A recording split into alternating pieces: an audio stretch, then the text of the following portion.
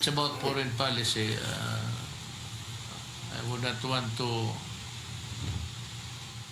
degrade him, but next time he should It's a naive, mag-aral ka muna ng gusto bago yes, kang it's a naive pumasok. statement. Meanwhile, President Duterte has decided to remain neutral about choosing his successor, although he said that he may publicly name the presidential candidate that he will support when the time comes. I do not mean to insult anybody, but it takes more than just what you show today, yung nakaya mo ngayon. Much more than that. Presidency is more than that. The president also touted his fight against criminality and insurgency as among his administration's legacies. In the same interview, Duterte said his administration has apprehended thousands of terrorists over the past 5 years under a supposed whole-of-nation approach.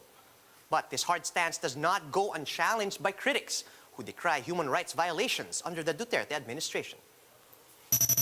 We acknowledge that terrorism and insurgency are problems that have plagued our country for so long. This is why we launched a multi-sectoral approach to address this problem. Duterte also claimed that his administration has decongested the traffic in the metro, noting that he prioritized spending on infrastructure using foreign grants. Ang traffic sa EDSA maluwang na. Okay? Yeah. But early on sa administration ko, it was a crisis. More names are being pushed to join next year's presidential and vice presidential race. This as Senator Ping Lacson confirmed Senate President Tito Sotto's intention of running for VP.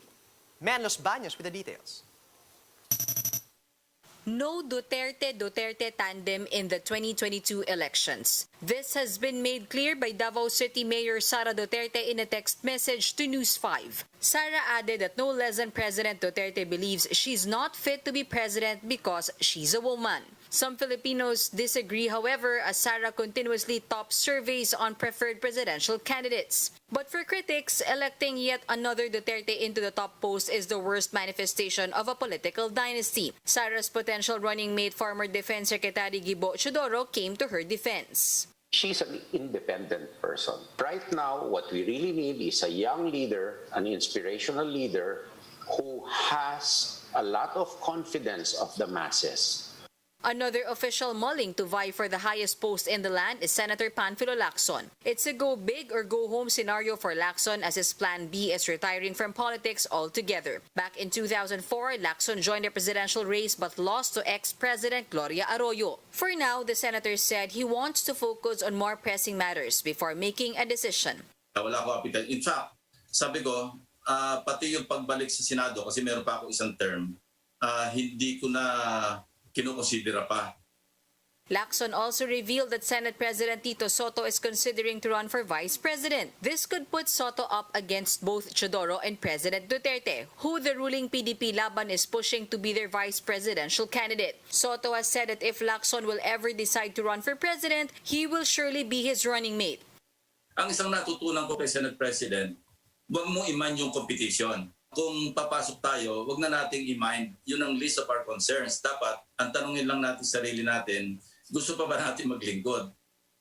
If Laxon pushes through with his presidential bid, it is surely not with Isambayan. Laxon has formally declined the opposition coalition's offer to include him in its list of presidentiables. Isambayan is set to release a list of possible candidates for the presidential and vice presidential posts on June 12. Among those considered in the lineup are Vice President Leni Robredo, Senators Grace Poe and Nancy Binay, Mayor Isko Moreno, and former Senator Antonio Trillanes. Reporting for News 5, Man Los Baños, we are One News. The palace denies involvement and knowledge over Senator Ping Lacson's allegations that a high-ranking government official was using public funds to build troll farms. In his Laging Handa press briefing Tuesday, presidential spokesperson Harry Roque said recruiting trolls was not part of the government policy. This after Laxon claimed that an undersecretary has been organizing at least 2 trolls per province to discredit the administration's critics and possible rivals in the upcoming elections. Wala po kami alam dyan, hindi po yan na pulisiya ng gobyerno. Kung ginagawa po yan ng taong gobyerno, siguro ginagawa nila yan in their personal capacities. President Duterte's hometown of Davao City now tops the list of areas with the highest daily average of new COVID-19 cases. The city is now being dubbed the new epicenter of COVID-19. Gemma Vansenia with the report. Barangay policemen are heavily guarding a purok of Barangay Lizada in Toril as one COVID patient was waiting to be transferred to an isolation facility. In fact, results had arrived 4 days ago, but there has yet to be an available room for the patient. A barangay official bared that aside from the lack of rooms, they also lack vehicles for transporting the patients. Residents couldn't help but fear for their safety. Malaka mamoy kay isip ako isa ka. Nag-aalala kami. Ako, bilang barangay tanod dito sa Lizada, hindi madali yung trabaho namin magbantay sa mga ganito. Siyempre, pamilyado kami, kaya nagsusuot kami ng mask, face shield at lumalayo sa mga tao. Nabalaka dyan, no? Kaya lamin na ko na ata mga estudyante, ba? Nag-aalala kami, lalo na may mga estudyante kami, mga bata, mahihina ang resistensya nila. Tapos kami dito sa barangay kapag ini-lockdown, paano ang trabaho namin? Paano kami makakakain? In fact, Octa research flagged how Davao City already surpassed Quezon City's daily average in the last 7 days. From June 1 to 7, Davao recorded 213 cases, vis-a-vis Quezon City's 207. Nangyayari yan nagsacycle yan Pag nagiging okay ng situation na ng isang LGU, then yung mga tao nakakalimutan na lang may virus pa. So hindi na sila nagiging super careful. The recent situation resulted in Davao City being called as the new COVID epicenter. Palace spokesman Harry Roque didn't take the light with the comparison. Well, I don't think it's a fair comparison. So sabihin na lang po natin siguro na hindi tayo po pwede magkumpara na apple to apple. For now, Mayor Sara Duterte Carpio said they're already looking for facilities that may be converted into COVID-19 hubs. Ang katong mga dili pa ma-accommodate sa TTMFs karon because waiting for a vacancy, we are working with talking to a doctors association on how they can assist us. More establishments will also be placed under lockdown, including one BPO company where at least 400 employees contracted the disease. For News 5, Gemma Vansenia, we are One News. But the palace says comparing the COVID-19 situation in Davao City to Quezon City is like comparing apples to oranges. Presidential spokesperson Harry Roque said this is because Quezon City is part of the NCR Plus bubble that reimposed the strictest quarantine measures over the past 2 months. Meanwhile, he noted that Davao City had stayed under the most lenient classification, Modified General Community Quarantine or MGCQ. Roque added that the Southern Philippines Medical Center, the primary hospital in Mindanao, is also in Davao City and accommodates patients from other provinces as well. Kaya po siguro bumaba ang kaso sa Quezon City dahil nag-ECQ nga at nag-MECQ na hindi naman po nangyari sa Davao. Pero pangalawa po, ang Davao po is actually, kumbaga, the place where many people from the Davao region seek medical assistance. Manny V. Pangalinan has officially stepped down as president and CEO of PLDT-Smart. Pangalinan first became the company's president in 1998 and again in 2015. He's leaving the company at peak performance, with the telco posting record-high service revenues for 2020. Pangalinan handed the reins to Al Panlilio at the firm's 2021 annual stockholders meeting on Tuesday.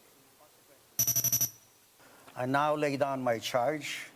I will continue to be your chairman, and as such, I will always follow the affairs and fortunes of our company with profound interest. It has been an unparalleled privilege to have served you and this company as your CEO. It has indeed been a remarkable walk with destiny. PLDT-Smart is targeting to spend between 88 to 92 billion pesos in capex this year, mostly to expand its 5G network. But the telco is facing new competition from Dito Telecommunity as well as from smaller upstarts such as Converge. The 57-year-old Panlilio says he has 3 key priorities as CEO. We need to operate efficiently. We need to innovate, continue to innovate, and we need to improve our customer experience. And if there was one area that we should be world-class in, it should be customer experience. We want to push digital as a way to really interface and engage with customers. And with the rest of the MVP group, PLDT says it has procured more than 1 million doses of vaccines for staff and their dependents, as well as for the public, as part of its CSR efforts. And that's how the day is shaping up to be. Join us again later at 10 a.m. as we monitor the day's biggest stories from sunrise to sundown. You can also catch One News on Signal Play. Just register for a free account at www.signalplay.com so you can stream One News live anytime, anywhere. I'm Charles Lejano. Mask on, wash hands, and stay safe, Philippines. We're One News.